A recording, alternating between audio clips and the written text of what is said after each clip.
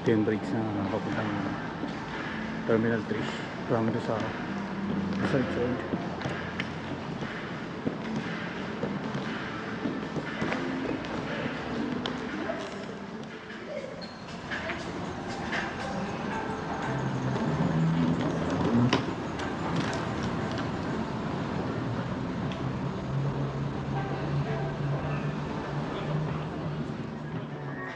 Dumaan ako kanina ng machine, yung X-ray machine.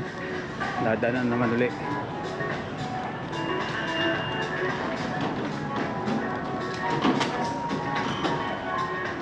So nandito tayo sa arrival Terminal 3. So lalabas tayo para makita yung shuttle papuntang Terminal 2. Kasi mayroong shuttle dito na bus na yung mga nagko-connecting ng Terminal 2. Dito sila dumadaan. Kasi kung ang flight mo Cebu Pacific o magko-connecting ka ng Philippine Airlines, so matik na yun, pupunta ka ng Terminal 2. Doon ka lilipad pag domestic flight. Dito na tayo sa mga terminal ng bus. Wala na dito yung mga bus na papuntang Terminal 2.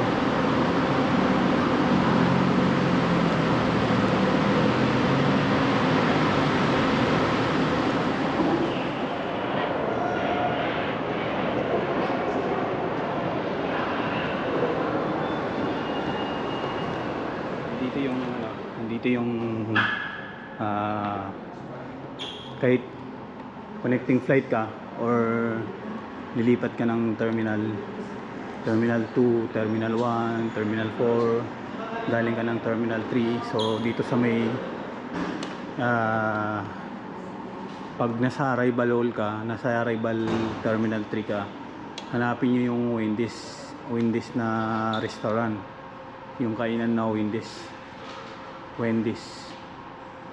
Tapos yung sa dulo, kakaliwa kayo dun.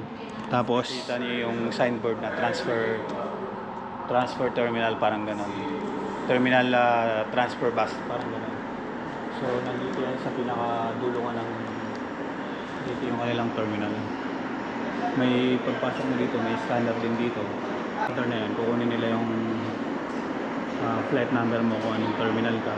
So bibigyan mo sa kanila. So dito lang pala yata yung gagarahe yung bus. Magsasaka yung bus. Ayos, meron naman pala mga charging station dito.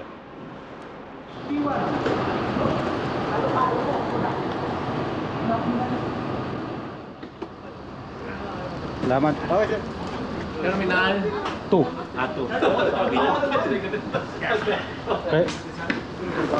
Kaya tao ya? Pwede na siguro sa baba. Ikaw, bala ka. Hindi lang, hawakan ko na lang. Wala niya ako. Terminal 1. Luggage. May mga bus. Puntang Terminal 1, 2, 3.